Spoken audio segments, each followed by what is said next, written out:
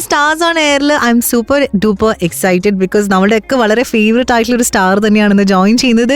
Asif Ali, welcome to Stars on Air. Thank you so much Thushara. ഞാൻ ദാ ഇപ്പോ 2 ദിവസം മുമ്പ് അഡിയോസ് അമീഗോ കണ്ടിട്ട് വന്നതേ ഉള്ളൂ and this is the talk of the town right now. So let me ask you, how is the response that you have got so far? Response ഞാൻ പ്രതീക്ഷിച്ചതിനേക്കാളും അല്ലെങ്കിൽ ഞാൻ എക്സ്പെക്ട് ചെയ്തതിനേക്കാളും ഒക്കെ ഒരുപാട് മുകളിലാണ്. എന്റെ ഈ സിനിമ കണ്ടവർക്കറിയാം, ആ ക്യാരക്ടർ ഭയങ്കര ചാലഞ്ചിങ് ആണ്. നമ്മൾ ഒരു സീനിലും 2 സീനിലും ഒക്കെ നമ്മളൊരു ആൽക്കഹോളിക് ആയിട്ട് അഭിനയിക്കുന്ന പോലെ അല്ല ത്രൂ ഔട്ട് ഒരു സിനിമയിൽ മെയിൻറ്റെയിൻ ചെയ്യാന്ന് പറയുന്നത്. അതെനിക്കൊരു വലിയ ചലഞ്ച് ആയിരുന്നു. പിന്നെ ഞാൻ കുറച്ച് എഫേർട്ട് കൂടുതൽ ഇട്ടിട്ടുണ്ട്, സ്പെഷ്യലി അബൌട്ട് മൈ ഫിസിക്. എനിക്ക് കുറച്ച് ഗെയിൻ ചെയ്യാനുണ്ടായിരുന്നു, കുറച്ച് വയറ് വേണം എന്ന് പറഞ്ഞു. അപ്പൊ ഒരു വലിയ ക്വാണ്ടിറ്റി ഞാൻ എന്റെ കോൺട്രിബ്യൂഷൻ ആയിട്ട് അതിന്റെ അകത്ത് ഉണ്ടായിരുന്നു. പിന്നെ മുടി ഷെയ്ഡ് ചെയ്തൊരു കഷണ്ടി വേണം എന്നുണ്ടായിരുന്നു. അപ്പൊ അങ്ങനെ ഒക്കെ അത്ര എഫേർട്ട് ഇട്ടുകൊണ്ട് എനിക്ക് ഭയങ്കര എക്സ്പെക്ടേഷൻ ആയിരുന്നു. എനിക്ക് ഈ സിനിമ ഈ നമ്മളിപ്പോ കാണുന്ന രീതിയിലേക്കുള്ള ഒരു വിജയത്തിലേക്ക് എത്തണം എന്നുള്ളൊരു ആഗ്രഹവും എനിക്ക് അത് ഡിമാൻഡ് ചെയ്യുന്നുണ്ടായിരുന്നു. സോ ലിറ്ററലി ഫിസിക്കലി ആൻഡ് ഈ പറഞ്ഞ പോലെ തന്നെ ബാക്കി രീതിയിലാണെങ്കിലും ക്യാരക്ടറിന് വേണ്ടിട്ട് കുറെ അധികം കഷ്ടപ്പെട്ടിട്ടുണ്ട്. എന്തൊക്കെയാണ് കഴിച്ച വയറ് കൂട്ടാൻ വേണ്ടിട്ട്? വയറ് കൂട്ടാൻ എന്താല്ലേ, നമുക്ക് വയറ് കുറയ്ക്കാനാണ് പാട്. വയറ് കൂട്ടാൻ എനിക്കൊരു 5 ദിവസം മതി. ഇതിലൊരു വലിയ ചാലഞ്ച് എന്ന് പറഞ്ഞാൽ ഞാൻ ടിക്കറ്റ് ആക്കാന്ന് പറഞ്ഞിട്ട് ഒരു ഫിലിം ചെയ്തുകൊണ്ടിരിക്കുവായിരുന്നു. ആ സമയത്ത് എനിക്കൊരു ചെറിയ ആക്സിഡന്റ് ആയി. അപ്പം അതിന് വേണ്ടിട്ട് അപ്പൊ ഞാൻ ടിക്കറ്റ് ആക്കൊക്കെ വേണ്ടിട്ട് ഞാൻ 6 പാക്ക് ആയിരുന്നു. അപ്പൊ ഓൾമോസ്റ്റ് ഒരു 8 months എന്റെ ഡയറ്റും ട്രെയിനിങ്ങും ഒക്കെ ആയിട്ട് ഞാൻ എന്റെ ലൈഫിലെ ഏറ്റവും ബെസ്റ്റ് കണ്ടീഷനിൽ നിൽക്കുമ്പോഴാണ് എനിക്ക് ആക്സിഡന്റ് ആയത്. അപ്പൊ അത് കഴിഞ്ഞ് എനിക്ക് ഫൈറ്റ് സീക്വൻസ് ചെയ്യാൻ അത് 3 to 4 months, 8 months to 1 year ആണ് അതിനൊരു കംപ്ലീറ്റ് റിക്കവറി പറയുന്നത്. അപ്പൊ ആ ഫിലിം അവിടെ ഹോൾഡ് ചെയ്തിട്ടുള്ളത്. അപ്പൊ എനിക്ക് ആ ഫിസിക്ന്ന് തിരിച്ച് ഫാറ്റ് ഗെയിൻ ചെയ്യാനുണ്ടായിരുന്നു. ഇത്രയും വണ്ണം വെക്കണമായിരുന്നു. ഇനിയിപ്പോ ഞാൻ അതെല്ലാം കളഞ്ഞിട്ട് തിരിച്ച് ആ പഴയ ഷേപ്പിലേക്ക് ടിക്കറ്റാക്കിലേക്ക് ഹോപ്പ്ഫുള്ളി 2 months ജോയിൻ ചെയ്യാൻ പറ്റും. അപ്പൊ അതിന് വേണ്ടിയിട്ടുള്ള വർക്ക്ഔട്ട്സ് വീണ്ടും തുടങ്ങി, സ്ട്രിക്റ്റ് ഡയറ്റ് കയറി. Back on track. അടിപൊളി. ഐ റെഡ് സംവെയർ ദാറ്റ് ഈ ഒരു ക്യാരക്ടറിന് പ്രിപ്പയർ ചെയ്യുന്ന സമയത്ത് ഈ പറഞ്ഞ പോലെ ആ സ്ലാങ് കറക്റ്റ് ആയിട്ട് കിട്ടാൻ വേണ്ടിട്ട് നസ്ലിന്റെ സിനിമയിൽ നിന്ന് ഇൻസ്പിറേഷൻ എടുത്തിട്ടുണ്ട്. Is that true? നസ്ലിന്റെ സിനിമ അത് പല സമയത്തും, അതായത് നമ്മൾ ചില ഷോട്ടിന് മാത്രമല്ല, ഞങ്ങൾ ലൊക്കേഷനിലും ഒക്കെ സംസാരിക്കുമ്പോൾ അധികവും ഈ സ്ലാങ്ങിൽ സംസാരിക്കാൻ നോക്കും. പിന്നെ ഇതിന്റെ റൈറ്റ്സ് തങ്കം ഇടുക്കിക്കാരനാണ്. അദ്ദേഹമാണ് കെട്ടിയോളാണെന്റെ മാലാഖ എഴുതിയത്. അപ്പൊ കെട്ടിയോളാന്റെ മാലാഖയിൽ ഞാൻ സംസാരിക്കുന്ന അതേ സ്ലാങ് ആണ് തങ്കത്തിന്റെ ഒറിജിനൽ സ്ലാങ്. അപ്പൊ തങ്കം പല സമയത്തും ഈ സീൻ എക്സ്പ്ലെയിൻ ചെയ്ത് തരുമ്പോ ഒരു ഇടുക്കിക്കാരനായിട്ട് പറഞ്ഞു തരികയും ഞാനതൊരു പറവൂർ കൊടുങ്ങല്ലൂരുകാരനായിട്ട് റീപ്രൊഡ്യൂസ് ചെയ്യാൻ വരേണ്ട ഒരു അവസ്ഥയുണ്ട്. അപ്പൊ എന്റെ ഒരു വെർച്വൽ ഒരു എന്താ പറയാ ഒരു ടീച്ചർ എന്ന് പറയുന്നത് ശരിക്കും നസ്ലിനായിരുന്നു. നസ്ലിന്റെ സിനിമകള്, നസ്ലിന്റെ ഡയലോഗ് സംസാരിക്കുന്ന രീതി അത് എക്സാക്ട്ലി അങ്ങനെ തന്നെ കിട്ടിയിട്ടുണ്ടെന്നല്ല ഞാൻ പറയുന്നത്, പക്ഷെ അത് ഒരുപാട് ഹെൽപ്പ് ചെയ്തു. അടിപൊളി. ഓൾറൈറ്റ്. ഇപ്പൊ സ്റ്റോറി കേൾക്കുന്ന സമയത്ത് യെസ് പറയാനായിട്ട് there are so many reasons. For those who have watched the movie in the theater, we know why you would have said yes to it. പക്ഷെ ഒരു 3 റീസണിൽ ചുരുക്കാൻ പറഞ്ഞു കഴിഞ്ഞാൽ എന്തായിരിക്കും? ഫസ്റ്റ് ഓഫ് ഓൾ എനിക്ക് ആ ക്യാരക്ടറാണ്. എനിക്ക് എപ്പോഴും സ്ക്രിപ്റ്റ് കേൾക്കുമ്പോൾ ഞാൻ എന്റെ ക്യാരക്ടറിന് എനിക്ക് എക്സൈറ്റ്മെന്റ് തരുന്നുണ്ടോ എന്ന് ഞാൻ നോക്കും. പിന്നീടാണ് അതിന്റെ ഒരു ടോട്ടാലിറ്റിയിലേക്ക് വരുന്നത്. ഒരു മേ ബി ഒരു സെക്കൻഡ് ഒരു തേർഡ് സെക്ഷനിലായിരിക്കും അതിലേക്ക് ഒരു ജഡ്ജ്മെന്റിലേക്ക് എത്തുക. അതാണ് ഫസ്റ്റ് ഓഫ് ഓൾ. പിന്നെ സെക്കൻഡ് തങ്കം എന്റെ ലൈഫിൽ ഏറ്റവും നല്ല ക്യാരക്ടർ എനിക്ക് തന്നതാണ്. അപ്പൊ തങ്കത്തിന്റെ നറേഷനിൽ തന്നെ ഈ പ്രിൻസ് എന്ന് പറഞ്ഞ ക്യാരക്ടറിന്റെ ഡീറ്റെയിലിംഗ് ഭയങ്കര രസമായിട്ടുണ്ടായിരുന്നു. അപ്പൊ സെക്കൻഡ് തിങ് ഇസ് ഡെഫിനറ്റ്ലി തങ്കം. പിന്നെ എനിക്ക് എപ്പോഴും ഒരു പെർട്ടിക്കുലർ കാറ്റഗറിയിൽ ലോക്കായി പോകരുതെന്ന് ആഗ്രഹമുണ്ട്. ഒരു പെർട്ടിക്കുലർ ഏജ് ഗ്രൂപ്പിൽ ലോക്കായി പോകരുത്. അതുകൊണ്ടാണ് ഈ പല പല ക്യാരക്ടേഴ്സും പല ജോണർ ഓഫ് ഫിലിംസും ഞാനിങ്ങനെ സ്വിച്ച് ചെയ്യാൻ ട്രൈ ചെയ്യുന്നു. വൈറ്റ്ല ഹബിലൊക്കെ ഷൂട്ട് ചെയ്യുന്ന സമയത്തും ആൾക്കാർ തിരിച്ചറിഞ്ഞില്ല എന്നുള്ളത് തന്നെയാണ്. അത്രയ്ക്കൊരു ട്രാൻസ്ഫോർമേഷൻ. അതെ, എന്റെ ഈവൻ ഈ ട്രെയിലർ വന്ന സമയത്ത് കുറെ പേർക്ക് ഒരു കൺഫ്യൂഷൻ ഉണ്ടായിരുന്നു, ഇത് ആരാണെന്നുള്ളത്. ഫസ്റ്റ് പോസ്റ്റർ ഒക്കെ വന്നപ്പോഴും നമ്മൾ ഈ വലിയ ഹോർഡിങ്സ് ഒക്കെ വെക്കുന്ന സമയത്തൊക്കെ ഒരു ആദ്യത്തെ ഒരു നോട്ടത്തിൽ മനസ്സിലാവുന്നുണ്ടായില്ല. അപ്പൊ അത് ഞങ്ങൾ ഷൂട്ട് ചെയ്യുന്ന സമയത്ത് എനിക്ക് ഭയങ്കര ഹെൽപ്ഫുൾ ആയിരുന്നു. പല സമയത്തും ആളുകളുടെ ഒരു ആവശ്യമില്ലാത്ത അറ്റൻഷൻ കിട്ടുന്നുണ്ടായില്ല. അതൊരു കോൺഫിഡൻസ് വരുന്നു ആ character. Absolutely. And I think even the song kind of contributed a lot to people watching this movie. മണ്ണി നമ്പി എന്നുള്ള ആ ഒരു പാട്ട് വന്നപ്പോ തൊട്ട് തന്നെ we were like, "Whoa man, the song is such a vibe." And അതിന്റെ ഇടയ്ക്കുള്ള ഡയലോഗ്സ് ചമ്മി പോയേനെ. That was so like natural. Cyril, let's also talk about the song and music in this movie itself, because music plays a very important role in this movie also. And രണ്ട് അടിപൊളിയായിട്ടുള്ള musicians ആണ് ഇതിൽ collab ചെയ്തിട്ടുള്ളത്. So let's also talk about that. Especially ഗോപിച്ചേട്ടന്റെ കൂടെ ഇപ്പൊ ഞാൻ ഉയരെ ചെയ്യുന്ന സമയത്താണെങ്കിലും ഗോപിച്ചേട്ടന്റെ 2 ബെസ്റ്റ് സോങ്സ് എനിക്ക് കിട്ടിയിട്ടുണ്ട്. പിന്നെ ഈ സിനിമയിലെ മൊത്തം മൂഡിനെ ആണ് ആ ലിറിക്സിലൂടെ പറഞ്ഞു പോകുന്നത്. മൊത്തം സിനിമയുടെ മെസ്സേജ് ആണ് ആ ലിറിക്സിൽ പറയുന്നത്. നമുക്ക് ഭയങ്കര പ്രതീക്ഷ തരുന്ന, അതായത് ഒന്നിനെ ഡിപ്പെൻഡ് ചെയ്താണ് ഇരിക്കുന്നതെന്ന് പറയുന്നത് തന്നെ ഒരു ഭയങ്കര രസമുള്ള ലിറിക്കലായിരുന്നു. എഗെയിൻ ആ മ്യൂസിക്കും ആ സിനിമ തുടങ്ങുന്നത് തന്നെ ആ ഒരു മൂഡിലാണ്. അതിനൊരു സ്ലോ റിതം ഉണ്ട്, ഒരു സ്ലോ ബേണിംഗ് ഉണ്ട് അതിന്. അപ്പൊ അത് പയ്യെ ആളുകൾക്ക് കിട്ടി, പാട്ട് തന്നെ കിട്ടി. പിന്നെ എടുത്തു പറയേണ്ടത് ജെയ്ക്സിനെ പറ്റി കൂടിയാണ്. ജെയ്ക്സിന്റെ ബാക്ക്ഗ്രൗണ്ട് സ്കോർ ഒരുപാട് സ്ഥലങ്ങളിൽ പല സീൻസിനെയും സേവ് ചെയ്തിട്ടുണ്ട്. നമ്മള് തിയേറ്ററിലൊക്കെ ഇരുന്ന് കാണുന്ന അത് ഈവൻ അതിന്റെ ക്ലൈമാക്സിൽ ഇപ്പൊ ഞങ്ങൾ കാണുന്ന ഒരു ട്രെൻഡ് എന്ന് പറഞ്ഞാൽ നമ്മൾ തിയേറ്റർ വിസിറ്റ് നടത്തുന്ന സമയത്ത് പല ആളുകളും ഈ ലൈറ്റ്സ് ഓൺ ആയി കഴിയുമ്പോൾ പെട്ടെന്ന് കണ്ണ് മറയ്ക്കും, അല്ലെങ്കിൽ കണ്ണാടി എടുത്തു വെക്കും, കരഞ്ഞത് കാണാതിരിക്കാൻ. അപ്പൊ അതിനൊക്കെ ജെയ്ക്സിന്റെ മ്യൂസിക് ഭയങ്കരമായിട്ട് ഹെൽപ്പ് ചെയ്തിട്ടുണ്ട്. ഒരുപാട് സ്ഥലങ്ങളിൽ ഇപ്പൊ പ്രിൻസിന്റെ ആണെങ്കിലും പ്രിയന്റെ ആണെങ്കിലും ആ തീം ഭയങ്കര രസമാണ്. പിന്നെ ഈ മണ്ണൻ നമ്പി എന്നുള്ള പാട്ടിന്റെ തന്നെ പല വേർഷൻസ്, പല മോഡുലേഷൻസ് വരുന്നുണ്ട്. അപ്പൊ അതൊക്കെ ആ സിനിമയെ ഭയങ്കര ലൈഫ് കൊണ്ടുവന്നു. ശരിക്കും ഒരു roller coaster ride of emotions എന്ന് നമുക്ക് ഈ ഒരു സിനിമയെ വിശേഷിപ്പിക്കാം. അതായത് കരയാനായിട്ട് ഇങ്ങനെ മുട്ടി നിൽക്കുമ്പോഴായിരിക്കും അടുത്ത കോമഡി ഡയലോഗ് വരുന്നത്. സോ ഇമീഡിയറ്റ്ലി വി ലൈക്ക് ലാഫിങ് at it and like we felt like നമ്മളൊക്കെ ഒരു ആ മൂവിയുടെ ഒരു പാട്ടായിരുന്നു. We were like travelling along with you, like ബസ്സിലായാലും ഈ പറഞ്ഞ പോലെ തന്നെ ഞങ്ങൾ നിങ്ങളുടെ കൂടെ ബോട്ടിൽ സഞ്ചരിച്ചു. അങ്ങനെ we were traveling along with you in the movie. So I have to thank you for giving us such a beautiful movie as well.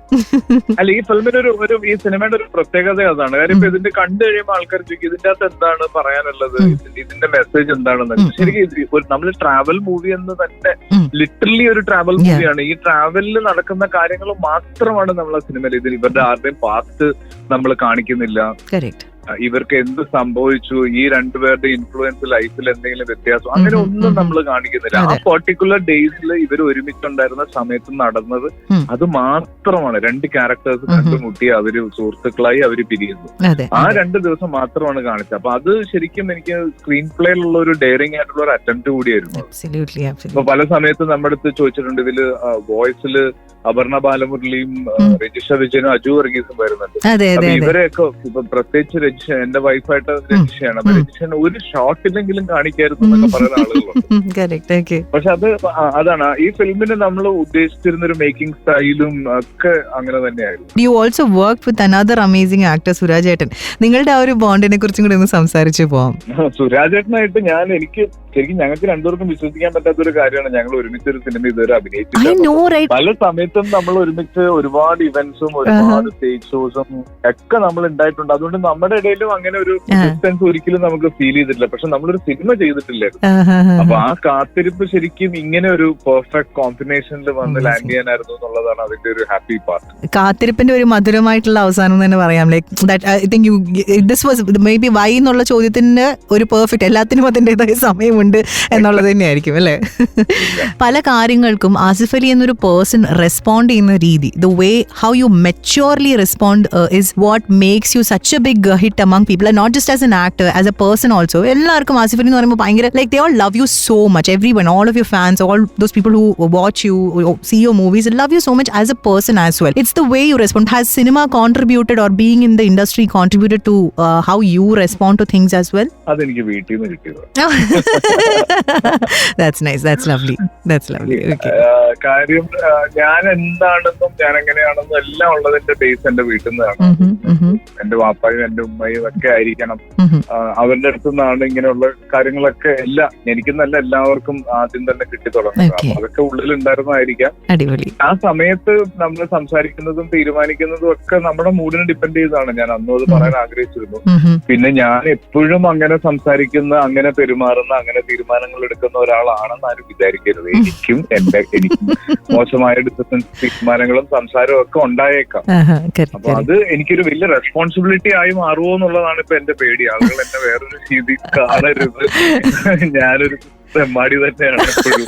അങ്ങനെ പറയരുത്. But no, this is the honesty that I was talking about before. ആൾക്കാർ ഏറ്റവും കൂടുതൽ ആസിഫ് അലി എന്നൊരു പേഴ്സണിൽ admire ചെയ്യുന്നതും is this honesty and the way you respond to thing, and that's exactly why they love you so much. We love you so much, not they. We love you so much. All Asif Ali fans ചോദിക്കുന്ന ഒരു ചോദ്യം തന്നെയായിരിക്കും the bond between you and Biju Menon. നിങ്ങൾ തമ്മിലുള്ള movies അല്ലെങ്കിൽ നിങ്ങൾ ചെയ്യുന്ന ആ ഒരു കോംബോസ് ലൈക്ക് ഡാം അമേസിംഗ് എന്നുള്ളതാണ്. എന്നാണ് ഇനി അടുത്തൊരു പടം വരുന്നത് നിങ്ങൾ രണ്ടുപേരും തമ്മിൽ? ഇതിന്റെ ഒരു വലിയ കാര്യം എന്താന്ന് പറഞ്ഞാൽ നമ്മളെല്ലാവരും ലൈഫിൽ സുഹൃത്തുക്കൾക്ക് നമ്മുടെ റിയൽ ലൈഫിൽ നമ്മൾ കൊടുക്കുന്ന ഒരു സ്പേസ് ഉണ്ട്.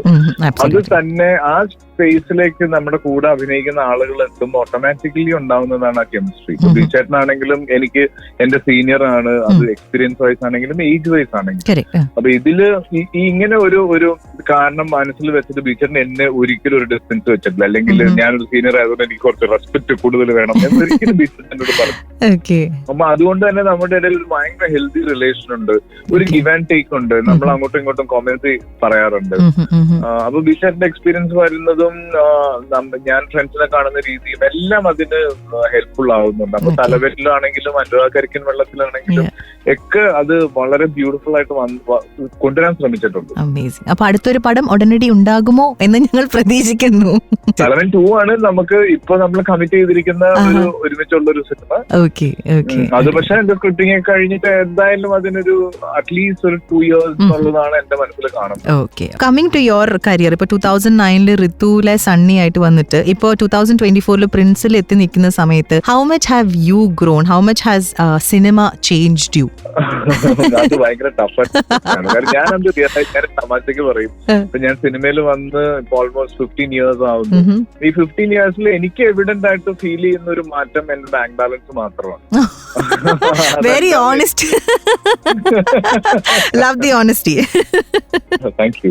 അതല്ലാതെ എനിക്ക് പേഴ്സണലി എന്റെ അടുത്തുനിന്ന് ഞാനിപ്പോഴും പഴയ പോലെ തന്നെ സുഹൃത്തുക്കളുടെ കൂടെ പുറത്തു പോകുന്ന, പഴയ പോലെ തന്നെ ഫാമിലി ആയിട്ട് ടൈം സ്പെൻഡ് ചെയ്യുന്ന, അങ്ങനെ തന്നെ ജീവിക്കുന്ന ഒരാളാണ്. പിന്നെ തീർച്ചയായിട്ടും ഇൻഡസ്ട്രിയിലെ തന്നെ ലീഡിംഗ് ആയിട്ടുള്ള ടെക്നീഷ്യൻസിന്റെ കൂടെ, ഡയറക്ടേഴ്സിന്റെ കൂടെ, ആക്ടേഴ്സിന്റെ കൂടെ വർക്ക് ചെയ്യുമ്പോൾ നമ്മൾ അറിയാതെ നമുക്കുണ്ടാവുന്ന കുറെ മാറ്റങ്ങൾ. അത് നമ്മൾ സിനിമയെ കാണുന്ന രീതിയാണെങ്കിലും നമ്മൾ സിനിമ സെലക്ട് ചെയ്യുന്ന രീതിയാണെങ്കിലും അങ്ങനെയുള്ള മാറ്റങ്ങൾ നമ്മൾ അറിയാതെ വന്നിട്ടുണ്ട്. അപ്പൊ അതൊക്കെ ആയിരിക്കും ചിലപ്പോൾ പല സമയത്തും ആളുകൾ ആസിഫ് അലി പുതിയ റൂട്ടിൽ അല്ലെങ്കിൽ ആസിഫ് അലി മാറ്റി ചിന്തിക്കുന്നു എന്നൊക്കെ പറയാൻ കാരണമാകും. തലവൻ 2ന്റെ കാര്യം പറഞ്ഞു, അതല്ലാണ്ട് ഇനി അപ്കമിംഗ് ആയിട്ടുള്ള പ്രോജക്റ്റുകൾ കറന്റ്ലി വർക്ക് ചെയ്തുകൊണ്ടിരിക്കുന്ന പ്രോജക്ട്? ഇപ്പൊ ഞാൻ ഷൂട്ട് കംപ്ലീറ്റ് ആയത് രേഖാചിത്രം എന്ന് പറഞ്ഞിട്ടൊരു ഫിലിമാണ്. അത് ജോഫിൻ പ്രീസിന് ശേഷം സംവിധാനം ചെയ്ത സിനിമ. ഇമ്മീഡിയറ്റ് റിലീസ് വരുന്നത് കിഷ്കിന്റെ കാണ്ഡം എന്ന് പറഞ്ഞൊരു സിനിമയാണ്. അത് കക്ഷി അമ്മിണിപ്പിള്ള എന്ന് പറഞ്ഞ സിനിമയ്ക്ക് ശേഷം രഞ്ജിത്ത് ചെയ്യുന്നു. ബാഹുൽ എന്ന് പറഞ്ഞൊരു DOP അദ്ദേഹമാണ് അതിന്റെ സ്ക്രിപ്റ്റ് ചെയ്തിട്ടുള്ളത്. ഇനി ഒരു ചെറിയ റാപ്പിഡ് ഫയർ റൗണ്ടിലേക്കാണ് പോകുന്നത്. അതിലെ ഫസ്റ്റ് ചോദ്യം തന്നെ is to rate yourself as an actor. How much would you rate yourself on 10? 10 being the highest. അയ്യോ, അത് ഞാൻ ഒരിക്കലും എന്ത് പറഞ്ഞാലും കുറഞ്ഞോ കൂടിയോ പോകും. അത് നിങ്ങളാണ് പറയുന്നത്. ഓക്കെ, നമ്മൾ കൊടുക്കുവാണെങ്കിൽ 10 out of 10 കൊടുക്കുള്ളൂ. അതിൽ കൂടുതൽ ഉണ്ടെങ്കിൽ അങ്ങനെ കൊടുക്കുള്ളൂ. Thank you.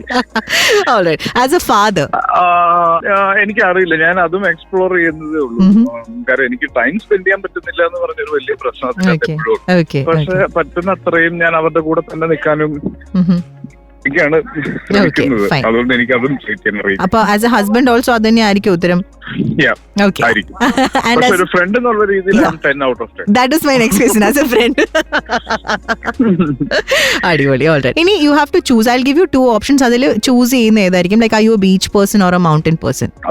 Mountain. Okay, alright. Comedy ആണോ ഹൊറർ ആണോ പ്രിഫർ ചെയ്യുന്നത്? എല്ലാം. Okay, alright. Texting or calling? Texting. Okay, same. High five.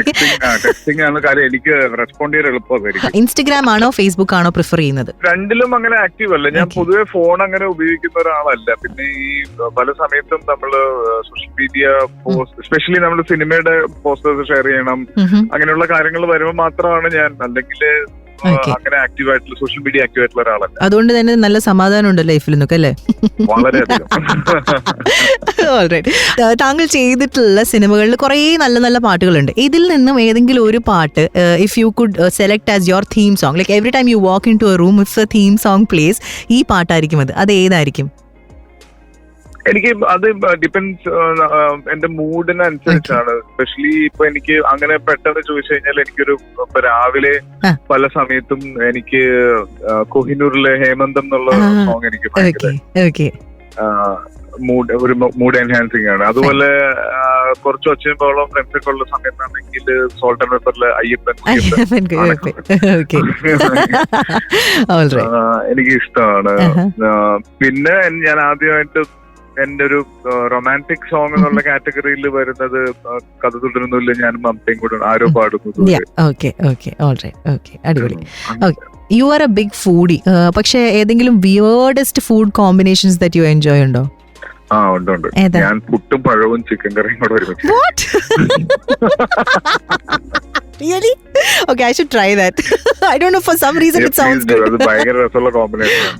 Okay, all right. വയറിന് വല്ല പ്രശ്നം ഉണ്ടെങ്കിൽ ഞാൻ വിളിക്കട്ടോ. ഇല്ല, ഒരു കുഴപ്പമില്ല, ഞാൻ guarantee. All right, okay. Now, I think you kind of already answered this question, but let me still ask you, one thing that you learned from your parents that you would or have already passed on to your kids? Be rooted. എന്തോ? Be rooted. Be rooted. Oh, that's lovely. That's a very good message. That's lovely. Okay. അതാണ്. Last question is, one super power ഉണ്ടായിരുന്നെങ്കിൽ എന്ത് വേണം എന്നായിരിക്കും ആഗ്രഹം? I wish I could fly. Fly ചെയ്ത് ആദ്യം എങ്ങോട്ടാ പോണേ? ഒന്നുമില്ല, എനിക്കൊന്ന് മേളിൽ നിന്ന് കാണണം. അടിപൊളി അടിപൊളി. Thank you so much. എനിക്ക് അറിയാം തിരക്കിലാണ്, ഷൂട്ടിന്റെ ഇടയ്ക്കാണ്, but you still gave me time. You still gave time for this interview and it means so much to me. Thank you so much Asif. Thank you so much. Thank you.